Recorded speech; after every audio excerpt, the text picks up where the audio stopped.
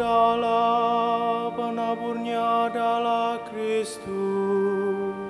Setiap orang yang datang kepadanya akan hidup selama-lamanya.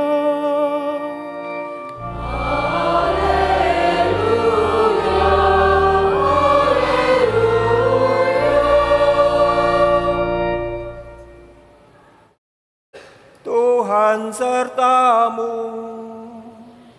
Dan sertamu juga. Inilah Injil Yesus Kristus menurut Santo Markus. Dimuliakanlah Tuhan.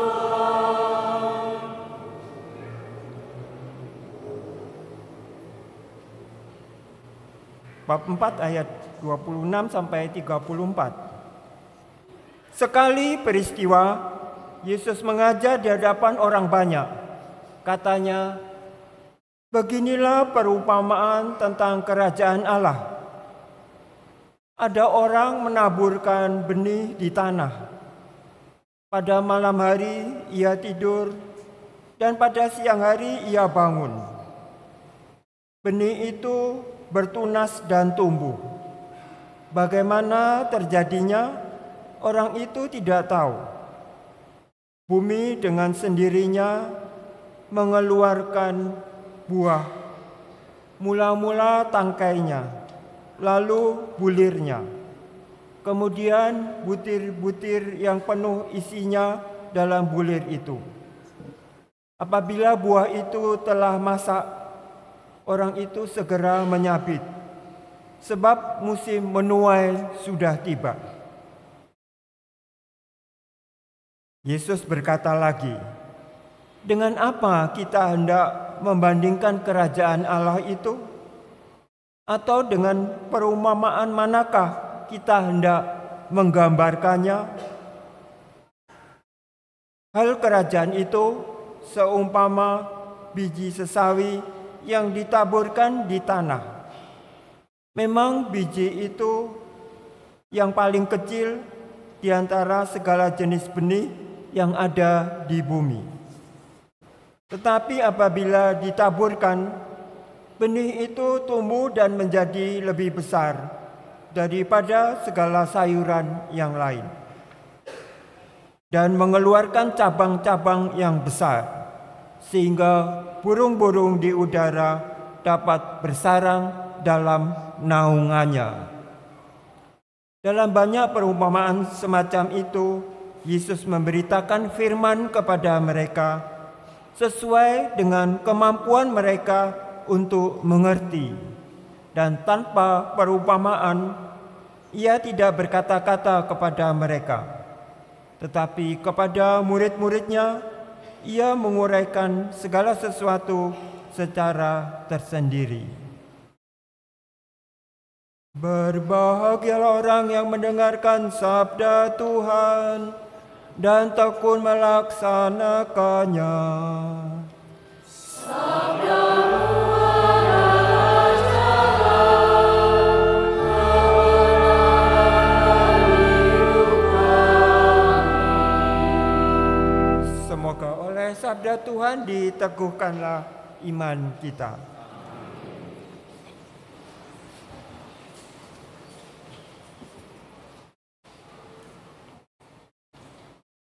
Yesus mengatakan, ada orang menaburkan benih. Ia mengatakannya itu kepada orang-orang sesamanya, orang banyak.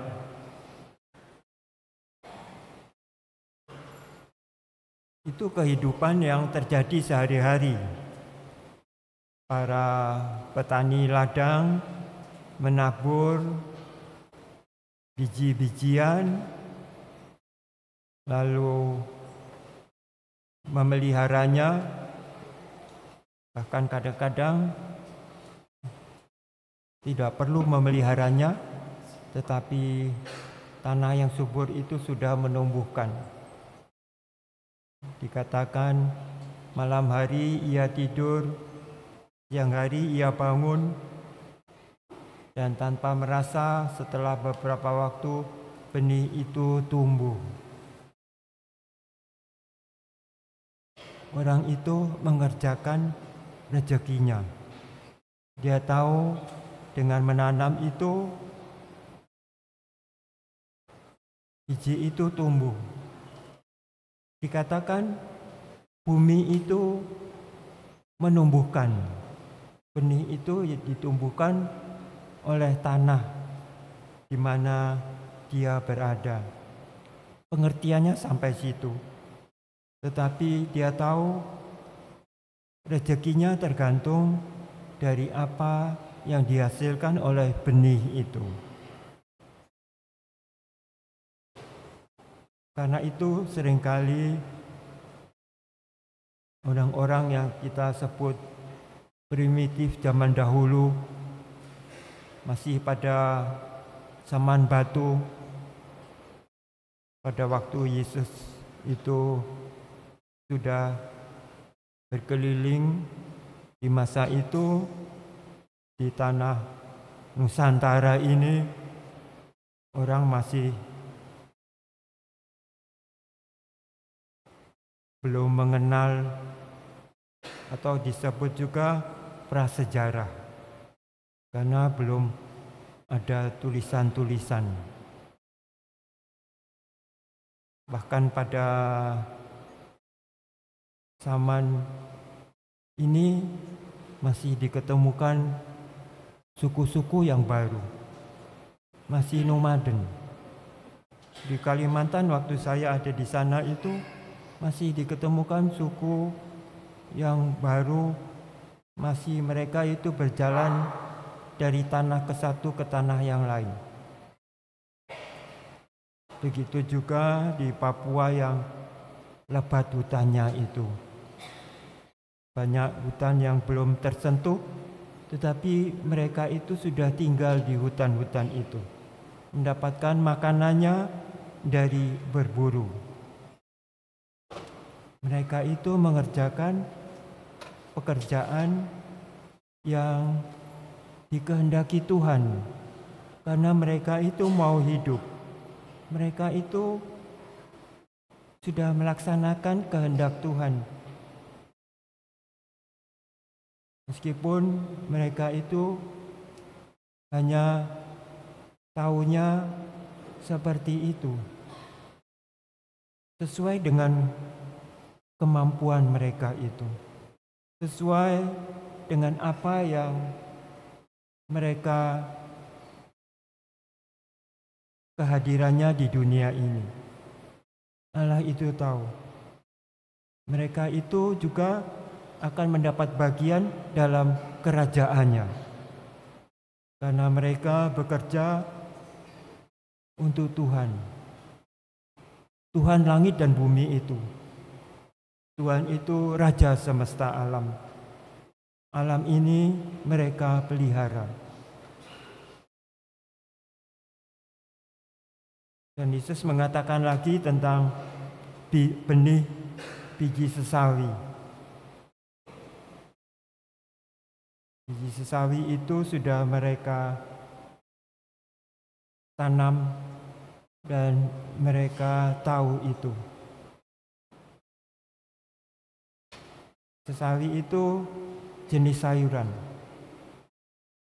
Apa itu? Sinapis. Di antara jenis sayuran, dia tumbuh menjadi besar.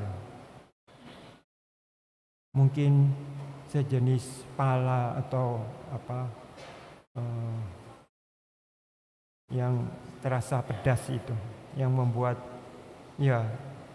makanan menjadi sedap sehingga ada rasanya. Bahkan di Kalimantan itu mereka itu petani ladang berpindah tempat, dan mereka tahu bahwa mereka itu datangnya dari daerah lain, dari Annam atau yang sekarang itu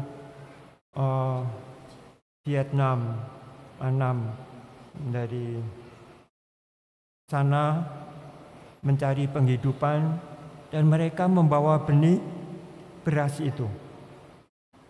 Di tempat saya itu mereka mengagumi beras mereka itu jauh lebih enak dari beras manapun. Mereka katakan ada bau wangi di beras mereka itu. Sehingga ketika mereka itu menanam di ladangnya, mereka itu makan dari situ setahun, mereka itu punya beras cukup untuk keluarganya. Menanam sendiri, makan sendiri cukup. Bahkan mereka itu juga menanam tebu, pisang, nanas. Rupanya mereka sudah kenal dari leluhur mereka itu di sana. Lalu berbagai jenis juga macam buah-buah yang mereka bawa dari sana, bijinya ditanam di daerah baru. Kalimantan itu sebelumnya belum ada orang Dayak itu. Dan Dayak itu bukan sebutan mereka. Mereka sebut namanya masing-masing dengan sukunya. Suku Benua, suku apa, tidak. Orang dari luar yang menyebut mereka itu orang Dayak. Jadi mereka itu juga menghidupi diri mereka sendiri sudah cukup. Rezekinya mereka itu. Dan itu sesuai juga dengan pemberian Allah kepada mereka. Karena itu sekalipun mereka belum mengenal Tuhan itu siapa, tetapi mereka percaya kepada kekuatan-kekuatan langit. Percaya bahwa dengan bersyukur kepada Yang Maha Kuasa itu, mereka memperoleh rezekinya. Kalau kita di zaman ini diberi kecerdasan, kita ini sudah tidak lagi menanam beras, kita beli kencur, jahe. Kalau mereka itu menanam sendiri. Kalau di Papua lebih lagi mereka itu hanya mengenal berburu. Berburu dan mengambil buah-buah di hutan. Itu cukup bagi mereka. Tetapi ketika mereka memperoleh pengajaran di Papua itu, ada yang katakan membaca kitab suci itu dan berkata, kami ini juga leluhur dari Nuh. Ada anak Nuh yang berkulit hitam dan kami ini keturunannya. Entah pikiran dari mana, tapi setidak-tidaknya mereka menanggapi sabda Tuhan melalui kitab suci itu. Kita pun di zaman ini, kita itu sudah beroleh pengertian, kita ini sudah lebih cerdas, kita itu teknologinya sudah tinggi dan diberi kecerdasan oleh Tuhan untuk mengerti bagaimana kehadiran Tuhan itu di tengah-tengah kita. Bahkan kita sudah mendengar sabda Tuhan sendiri yang ketika datang ke dunia ini telah berkeliling dan mewartakan kehadiran kerajaan Allah itu. Sekarang kepada kita sendiri, kita yang diberi kemampuan berbeda dari mereka itu, tetapi kita itu semakin tinggi atau pengertian kita, akal budi kita, kebudayaan kita, sepertinya kita bertanggung jawab yang lebih besar pula bila kita mau percaya akan sabda Tuhan itu. Sabda Tuhan itu memberi kita pengertian bagaimana Tuhan itu hadir di tengah-tengah kita. Kita sudah tahu riwayat Yesus itu. Kita sudah tahu sabdanya. Tetapi apakah kita melaksanakan apa yang diperintahkan oleh Kristus itu kepada kita? Kita itu tidak suka untuk diperintah, kita itu lebih suka untuk tahu sendiri bahwa kita ini kadang-kadang merasa lebih benar. Kadang-kadang sabda Tuhan itu kita remehkan karena kita lebih tahu. Dan itu suatu tantangan hidup kepada kita. Karena itu di zaman di mana Yesus itu hadir di tengah-tengah kita, itu juga memerlukan hati dan budi kita yang lebih cerdas mengenai bagaimana Tuhan itu hadir di tengah-tengah kita. Bagaimana Ia menembus hati dan budi kita. Pengalaman dari Nabi Yehezkiel itu. Tuhan itu ingin menunjukkan kepada Yehezkiel bagaimana dia bekerja. Dia itu mengatakan bahwa pohon aras itu yang tinggi itu, tetapi ketika pohon itu tidak lagi mau hidup menurut kehendak Tuhan, pohon aras itu adalah raja. Raja siapa itu?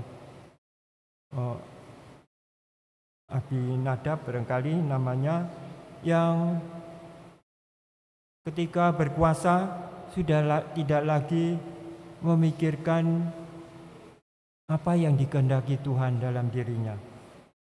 Karena itu Tuhan berkata kepada Yehezkiel, aku akan memotong carangnya yang paling tinggi dan menanamkannya di gunungku, di gunung, sehingga pojok tunas itu di ujung paling tinggi itu akan dipindahkan dan tanaman aras yang tinggi itu akan menjadi kering, tetapi tunas yang kubawakan akan tumbuh subur. Sehingga Yehezkiel mengerti bahwa Tuhan itu yang berkuasa. Dia yang menghakimi. Dia sendiri yang bekerja terus-menerus. Di zaman ini pun kita yang percaya bahwa Tuhan yang bangkit itu memberikan kepada kita Roh Kudus, supaya hati kita bisa mengenal Allah itu, Roh Tuhan itu, yang mau bekerja di dalam hati kita supaya kita mengabdi kepadanya. Karena itu Paulus kepada umat Korintus itu mengatakan supaya orang-orang di sana itu, di Korintus itu, mendalami apa yang dikerjakan Paulus untuk mewartakan sabda Tuhan itu. Bersedia untuk melakukan apapun juga. Roh itu, roh yang di dalam diri kita itu kadang-kadang surut ke belakang karena badan kita ini ingin memenuhi hawa nafsunya sendiri. Tetapi keinginan Tuhan dicampakkan. Dan Paulus mengatakan supaya kita ini lebih berani untuk menerima Roh Tuhan itu. Karena Roh Tuhan itu mau menembus badan kita ini supaya roh kita itu mengerti Dia. Setiap orang sesuai dengan kemampuan masing-masing, sesuai dengan karunia rahmat-Nya.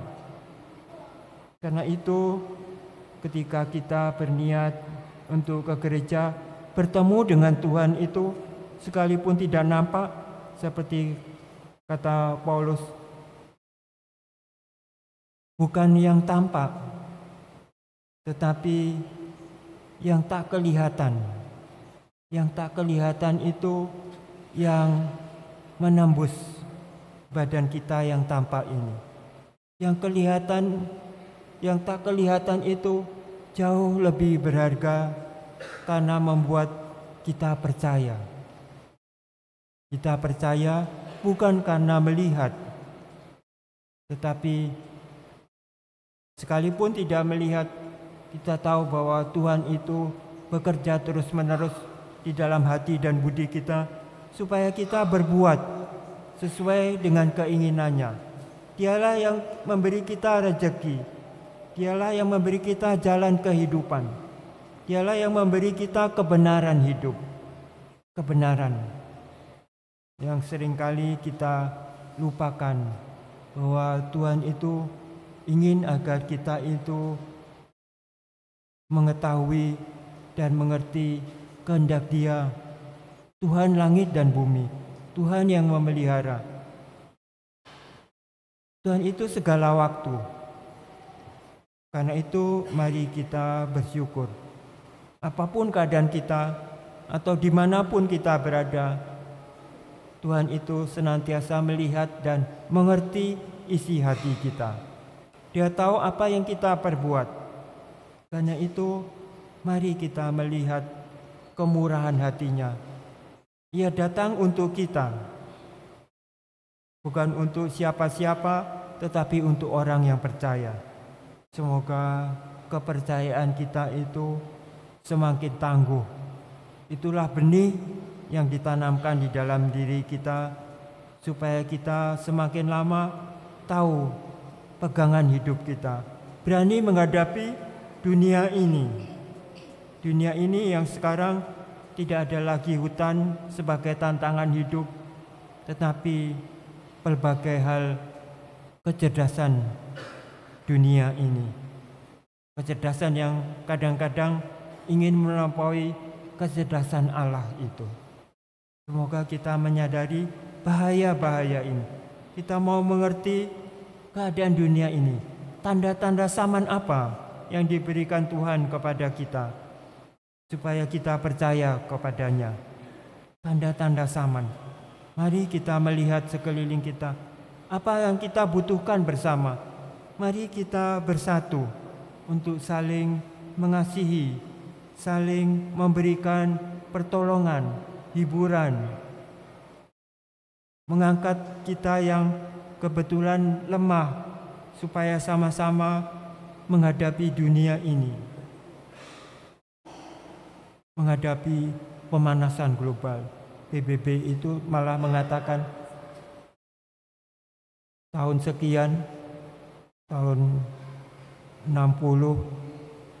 2060 akan bisa seperti neraka. Entah siapa pejabat PBB itu, tetapi kita mesti mewaspadai hidup kita, supaya kita dengan kemampuan yang kita miliki dari Tuhan, kita menghadapi tantangan hidup ini. Amin.